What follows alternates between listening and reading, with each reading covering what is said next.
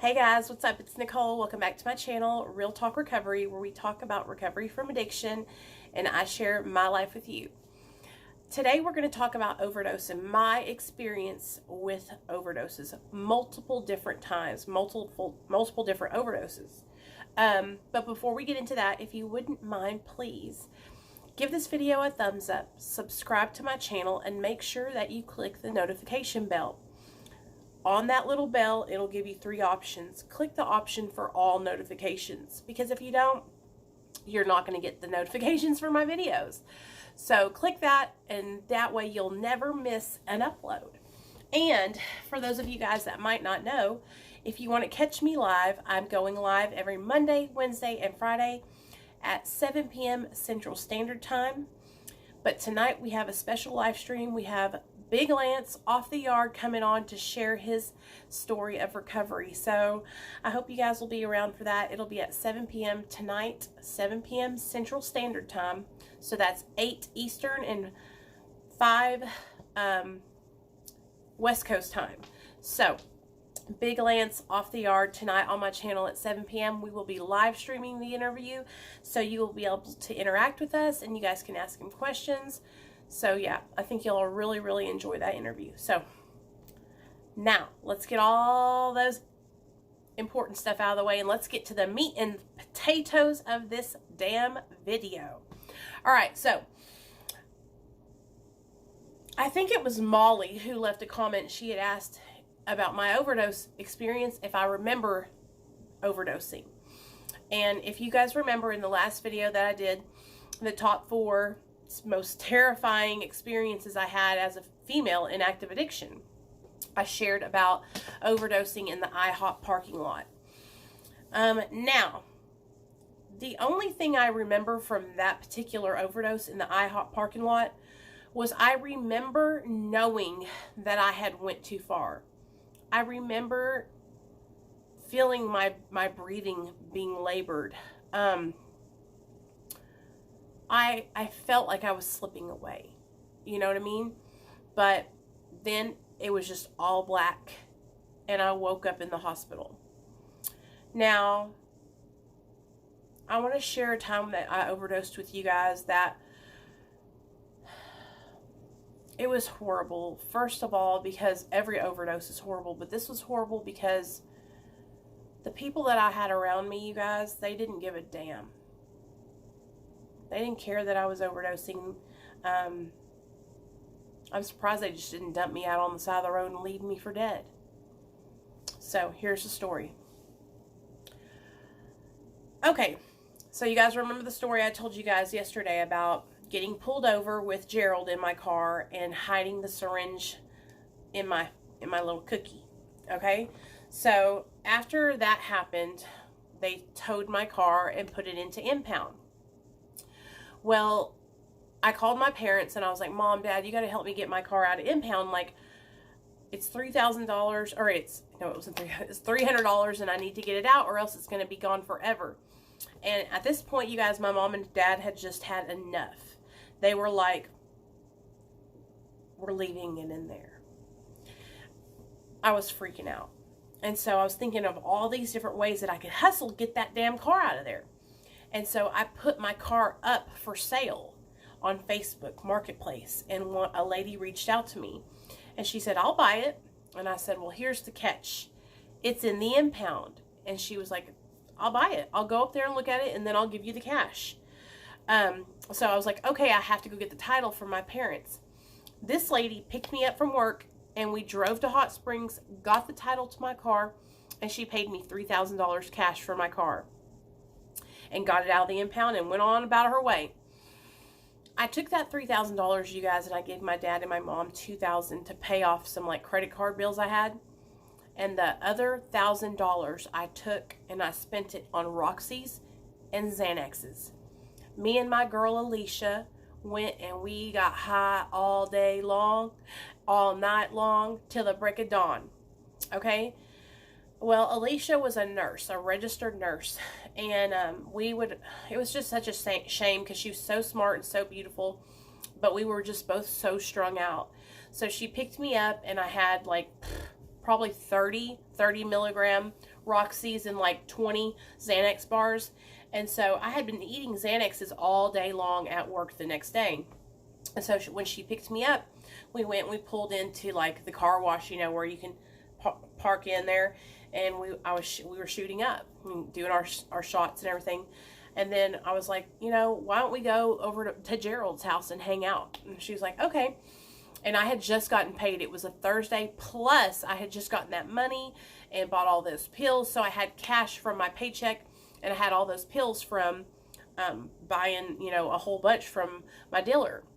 And we went over to Gerald's house. And for one thing with me and Roxy's, it's like, once I start shooting them, I just want to keep shooting them back to back to back to back. And I don't have any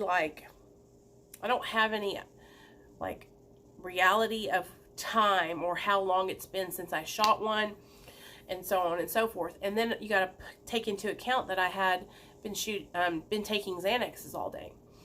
So I was over there with Gerald, and we were all getting high. We were all shooting up. It was just like a shooting gallery of like fucking junkies hanging out shooting up. And I shot up, and then the next thing I know, I woke up and my friend Alicia was slapping me. Nicole, come on, breathe. Ah! Slapped me again as hard as she could. And I can remember being like, like, you know that gurgling sound whenever someone is going into an opiate overdose? It's like that gurgling, like they can't, that was happening. And I could not breathe, you guys. My lips were turning purple and blue, she said. And she was smacking me. Ah! Come on, Nicole. Ah! And I was just like doing that thing, you guys. And so it was becoming a 911 situation. And everybody else was like, just fucking put her outside on the concrete. Put her on the sidewalk. And Alicia was like, I can't just leave her like this, you know. So her and this other guy that I was friends with, they picked me up, put me in the back seat of her car, and drove me in the emergency room and dropped me off in the emergency room. Left me there on the side, outside of the emergency room. And I woke up in the emergency room. So, but everybody else in that house was like, just leave her, just leave her. It's not a big deal. She'll be fine. She always does this. She always does this, you know? Now, that wasn't the worst time that I've overdosed, or the worst time that I can remember. The worst time that I've ever overdosed, and I've told the story over on 23andMe, but I had been up for about 13 days shooting methamphetamine. And during that 13 days, like towards the end, I tried to take Xanax, I tried to take Seroquel, I was shooting Roxy's to come down and go to sleep. Well, I ended up hallucinating and getting arrested by the police, or getting pulled over walking by the police, and they took me in the emergency room. Well, they took me in the emergency room once, and I left AMA, ran out the front door. Then they took me back, and I stayed. And while I was there, the doctor kept asking me, Nicole, why can't you go to sleep? Like, what did you do? Did you do bath salts? Did you do bath salts? And I was in such a hallucination, you guys, that I thought that this doctor was the police. I thought that there was these toads, you know, those frogs that have that in Africa or something, you can lick their back and they make you trip. I thought those frogs were all over the wall. I thought that these ladies I worked with at Kroger were blowing crack smoke underneath the door of my emergency room door. I mean, I was hallucinating, so I would not answer this doctor. So he shot me up with Thorazine and Halidol, trying to knock me out, okay? And when that happened, I went into a coma for 7 days. I went into a coma because my internal organs started shutting down. And I was overdosed, and my internal organs were completely clocking out. That's when they called my mom and dad 911, you know, like, you've got to come up here, your daughter's dying. And my mom and dad came up there and were by my side for those 7 days. And when I finally woke up, my mom looked at me and she said, do you know how long you've been here? Do you know what's been going on? I was like, what? She's like, you've been in a coma for 7 days. At that moment, all I could think about was how bad I wanted to go get high, how I needed to get out of that hospital so I could go get another shot. When I think back to that time, you guys, I realize, like, God was trying to wake me up. He was trying to save me. He was trying to intervene. But I was not hearing him. I was blocking it out. There was many, many other times that I've overdosed, you guys, and ended up in the hospital. I have so many hospital bills. I have so many ambulance bills from where they've found me on the side of the road and they've had to Narcan me. They found me. They've come to houses where I was overdosed at. And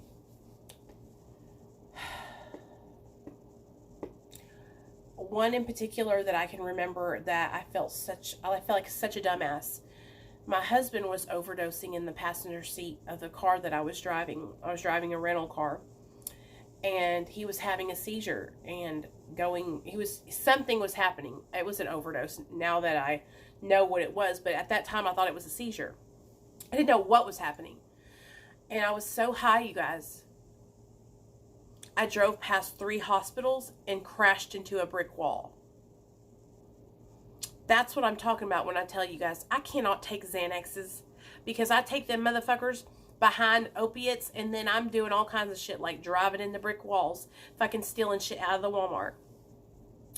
But those are the overdoses that I like remember before it happening, and then I remember what happened when I woke up, you know? And it wasn't until that one where I went into a coma for 7 days, I went into treatment after that. I went into treatment and I got help.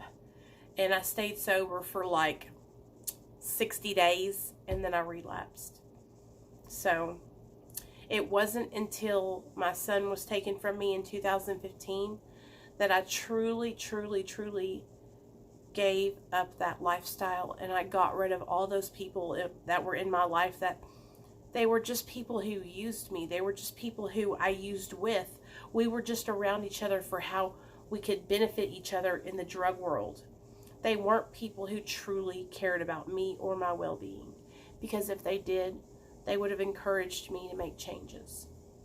So, yeah. If you guys have any other questions, just leave them down below. If you have a video, you want me to make a video on a specific topic, leave it down below. I'm so glad that you guys are like liking these videos where I kind of record them ahead of time, because I'm able to focus on what I'm talking about. When I do live streams, I tend to go and be long-winded because I'm interacting at the same time. And don't get me wrong, I'm still going to do the live streams, but now I can, you know, pause, do this video, and answer your questions about things in video form. The next video that's going to come out is on post-acute withdrawal. I got a comment from, who was that asked about? God, who was that asked? I don't know. I got a comment from a young lady, though, and she asked me to share about my experience with post-acute withdrawal, and then she also wanted to know, like, what my favorite things to do in my recovery were and what my favorite books were. So that's going to be the next video. All right? I love you guys, and I hope you have a great day. See you tonight at 7.